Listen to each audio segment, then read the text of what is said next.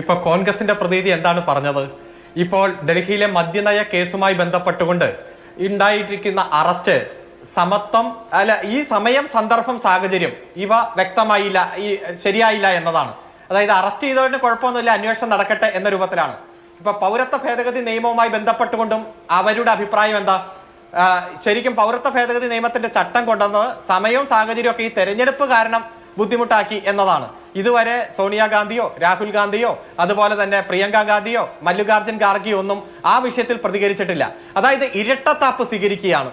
ഈ കേന്ദ്ര ഇൻവെസ്റ്റിഗേഷൻ ഏജൻസികളെ ഇത്രയധികം ദുരുപയോഗം ചെയ്തുകൊണ്ട് രാഷ്ട്രീയ ലക്ഷ്യത്തോടെ മൂന്നാമത് ഭരണത്തിൽ വരാൻ ഏറ്റവും നെറുകെട്ട പ്രവർത്തികൾ തുടർച്ചയായി ചെയ്തുകൊണ്ടിരിക്കുന്ന BJPയുടെ ആ നെറുകേടിനെതിരെ യോജിച്ച ശബ്ദത്തോടെ പ്രതികരിക്കാൻ കോൺഗ്രസ് തയ്യാറല്ല.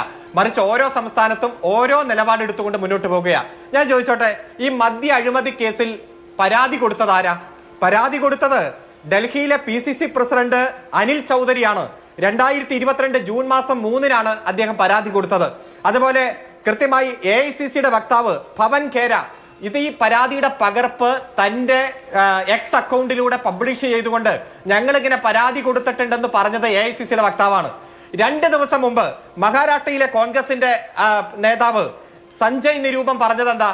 മുഖ്യമന്ത്രിയെ അറസ്റ്റ് ചെയ്തിരിക്കുന്നു, അതുകൊണ്ട് ആ മുഖ്യമന്ത്രി സ്ഥാനം അദ്ദേഹം ഒഴിയണം എന്ന രൂപത്തിൽ 2 ദിവസം മുമ്പ് പറഞ്ഞു. അപ്പൊ ഇപ്പോഴും സമയവും സന്ദർഭവും ശരിയായില്ല എന്ന് മാത്രമാണ് കോൺഗ്രസിന്റെ അഭിപ്രായം. പക്ഷെ ഇതൊരു കള്ളക്കേസാണെന്നും ED അന്വേഷിക്കേണ്ട കേസല്ലെന്നും EDക്ക് ഒരിക്കലും PMLA ആക്ട് പ്രകാരം ഈ മദ്യ അഴിമതിയുമായി ബന്ധപ്പെട്ടുള്ള കേസുമായി മുന്നോട്ട് പോകാൻ കഴിയില്ല എന്ന യാഥാർത്ഥ്യം നമ്മുടെ മുന്നിലുണ്ട്. ഒരു പ്രൊസീഡ്സ് ഓഫ് ക്രൈമിന്റെ ഭാഗമായി കുറച്ച് പണം കണ്ടെത്തണം. അത് കള്ളപ്പണമാണെന്നുള്ള സംശയം വേണം. ആ കള്ളപ്പണം മറ്റു പല മേഖലകളിലും ഉപയോഗിച്ച് വെളുപ്പിച്ചെടുത്തിട്ടുണ്ട് എന്നുള്ള തെളിവുകൾ വേണം. ഈ പറയുന്ന ആരോപണങ്ങളൊക്കെ നിലനിൽക്കുന്നുണ്ട് EDയുടെ ഭാഗത്ത് നിന്ന്. നമ്മൾ ഈ കഴിഞ്ഞ ദിവസങ്ങളിലൊക്കെ വാദം കേട്ടതാണ്. ഗോവ തെരഞ്ഞെടുപ്പുമായി ബന്ധപ്പെട്ട് 45 കോടിയുടെ ചിലവുണ്ടായിട്ടുണ്ട്. അതിൽ ബാക്കി പണം എവിടെയെന്ന് കണ്ടെത്തേണ്ടതുണ്ട്. 100 കോടി അഴിമതി പണമായി ആവശ്യപ്പെട്ടതിൽ നിന്നാണ് ഈ 45 കോടി ചെലവാക്കിയത് എന്നൊക്കെ EDയുടെ തരത്തിലൊരു കഥയുണ്ട് അവിടെ. അല്ലെങ്കിൽ ED കണ്ടെത്തിയ കാര്യങ്ങളായി കോടതിയെ ബോധിപ്പിക്കുന്നുണ്ട്. മധു, അത് കഥ പോരാ. EDക്ക് കേസ് അന്വേഷിക്കുന്നത് PMLA ആക്ട് പ്രകാരമാണ്. ഭീകരവാദവുമായി ബന്ധപ്പെട്ടുകൊണ്ടോ മയക്കുമരുന്നുമായി ബന്ധപ്പെട്ടുകൊണ്ടോ വലിയ കേസുകൾ വരുമ്പോഴാണ് EDയുടെ ഒരു PMLA ആക്ട് പ്രകാരമുള്ള സാഹചര്യം. അഴിമതി കേസുകളിൽ ഇടപെടുന്ന സാഹചര്യമുണ്ട്.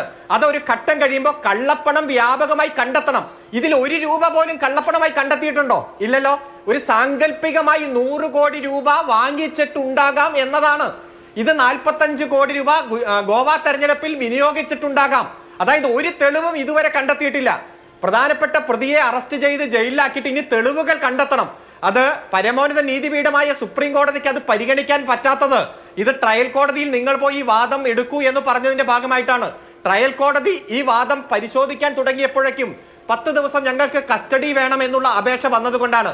ഒന്ന് ആലോചിച്ചോട്ടെ, ഒന്ന് നമുക്ക് നോക്കിയാൽ അറിയാലോ. ഒരു സാക്ഷി ആദ്യം ചോദ്യം ചെയ്യുമ്പോൾ മുഖ്യമന്ത്രിയുടെ പേരില്ല. രണ്ടാമത് വിശദമായി ചോദ്യം ചെയ്യുന്നു, ഇവിടെ അരവിന്ദ് കെജ്രിവാളിന്റെ പേരില്ല. അദ്ദേഹത്തെ മൂന്നാമത് ചോദ്യം ചെയ്യാൻ വിളിച്ചിട്ട് പ്രതിയാക്കുന്നു, ജയിലിൽ അടയ്ക്കുന്നു, പ്രതിപട്ടികയിൽ ഉൾപ്പെടുത്തി റിമാൻഡ് ചെയ്യുന്നു. അതിനുശേഷം 5 കോടി രൂപ ഇലക്ട്രൽ ബോണ്ടായിട്ട് കൊടുക്കുന്നു. ആ പ്രതിയെ മാപ്പുസാക്ഷിയായി പ്രഖ്യാപിക്കുന്നു. മാപ്പുസാക്ഷിയുടെ തെളിവെന്ന് പറഞ്ഞാൽ സ്വന്തം കൂടെയുള്ള പ്രതികളെ മുഴുവൻ ഉറ്റുകൊടുക്കുന്ന ഒരാളാണ് മാപ്പുസാക്ഷി, അപ്രൂവർ. ആ സമയത്ത് ഈ മുഖ്യമന്ത്രി പ്രതിയെ അല്ല, ആ മാപ്പുസാക്ഷിയുടെ മൊഴിയെ തുടർന്ന് വീണ്ടും പ്രതിപട്ടികയിൽ ഒരാളെ കൂടി ഉൾപ്പെടുത്തുന്നു. അങ്ങനെ അരവിന്ദ് കെജ്രിവാൾ പ്രതിയായിട്ട് വരുന്നു. 34 കോടി രൂപ വീണ്ടും കൊടുക്കുന്നു ഇലക്ട്രൽ ബോണ്ടായി. എങ്ങനെ ഈ മൊഴി വിശ്വസിക്കാൻ കഴിയും? അതുകൊണ്ട് PMLA ആക്ട് പ്രകാരം ഒരിക്കലും നിലനിൽക്കുന്ന കേസല്ല എന്ന് വ്യക്തമായി നമ്മുടെ മുന്നിൽ കൃത്യമായി നിലവിലുള്ള സാഹചര്യത്തിലുണ്ട്. ആ സമയത്ത് കോൺഗ്രസിന്റെ പ്രതിനിധി ഒരിക്കലും അവർ കൊടുത്ത പരാതി, അവർ തന്നെ ആ പരാതിയുടെ തുടർ നടപടി ഫോളോ ചെയ്യുന്നു. മുഖ്യമന്ത്രി രാജിവെക്കണമെന്നും ഈ ജയിലിൽ പോയാൽ മുഖ്യമന്ത്രിയെ തുടരാൻ പറ്റില്ലെന്നും അവർ തന്നെ പബ്ലിഷ് ചെയ്യുന്നു. നിങ്ങളൊരു സഖ്യമാണ്, അഴിമതിക്കാരുടെ കൂട്ടക്കരച്ചിലെന്നാണ് കഴിഞ്ഞ ദിവസം BJP ഇന്ത്യ സഖ്യത്തിന്റെ പ്രതിരോധത്തെ പറഞ്ഞത്. അതിപ്പോൾ ജിൻഡോയും KS അരുൺകുമാറും ഇവിടെ ഇരുന്ന് അങ്ങോട്ടും ഇങ്ങോട്ടും ഒപ്പോസ് ചെയ്യുന്നുണ്ട് എങ്കിൽ പോലും നിങ്ങൾ ഒരു സഖ്യമാണ്. അതുകൊണ്ട് ചോദിക്കുകയാണ്, ജിൻഡോയോട് ചോദിച്ച അതേ ചോദ്യം. ഡൽഹി മദ്യനയ അഴിമതി എന്ന് പറയുന്നൊരു കേസ് അടിസ്ഥാനപരമായി നിലനിൽക്കുന്ന ഒന്നാണോ? അവിടെ അഴിമതി നടന്നിട്ടുണ്ട് എന്ന് നിങ്ങൾ വിചാരിക്കുന്നുണ്ടോ ഒരു പാർട്ടി എന്ന നിലയിൽ?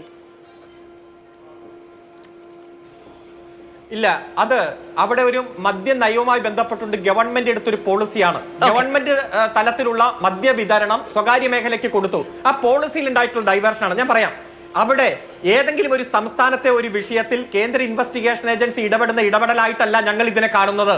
ഈ രാജ്യത്താകമാനം പ്രതിപക്ഷത്തെ ഇല്ലായ്മ ചെയ്യാൻ, കള്ളക്കേസിൽ കൊടുക്കാൻ, എങ്ങനെയെങ്കിലും മൂന്നാമത് ഭരണത്തിലേക്ക് വരാൻ ഏത് അധമ മാർഗവും അതല്ല ഞാൻ അരുൺ ചോദിച്ചത്. അതായത് കോൺഗ്രസിന് മുൻപ് ഡൽഹി മദ്യനയവുമായി ബന്ധപ്പെട്ട അഴിമതി നടന്നിട്ടുണ്ട് എന്നൊരു ബോധ്യവും പ്രതികരണവും ഉണ്ടായിരുന്നു.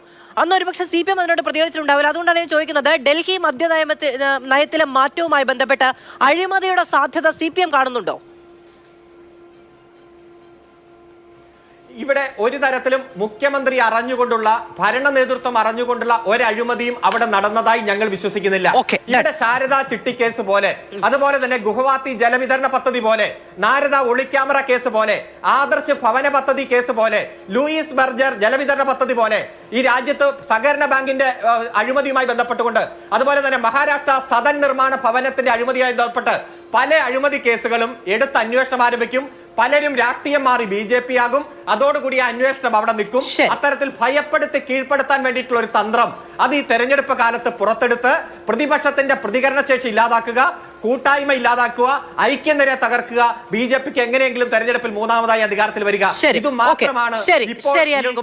ഡൽഹി മദ്യനയവുമായി ബന്ധപ്പെട്ട് കോൺഗ്രസിനും CPM-നും രണ്ട് അഭിപ്രായമാണുള്ളത്. അഴിമതി നടന്നിട്ടുണ്ടാകാം, അത് അന്വേഷിക്കേണ്ടതാണ്. പക്ഷെ അതിന്റെ ടൈമിംഗുമായി ബന്ധപ്പെട്ട സമയം, സന്ദർഭം തുടങ്ങിയ കാര്യങ്ങളിലാണ് കോൺഗ്രസ് അതിന്റെ രാഷ്ട്രീയം തിരിച്ചറിഞ്ഞ് അതിനോട് എതിർക്കുന്നത്. പക്ഷേ അഴിമതി തന്നെ നടന്നിട്ടില്ല എന്നുള്ളതാണ് CPM വിചാരിക്കുകയും ചെയ്യുന്നത്.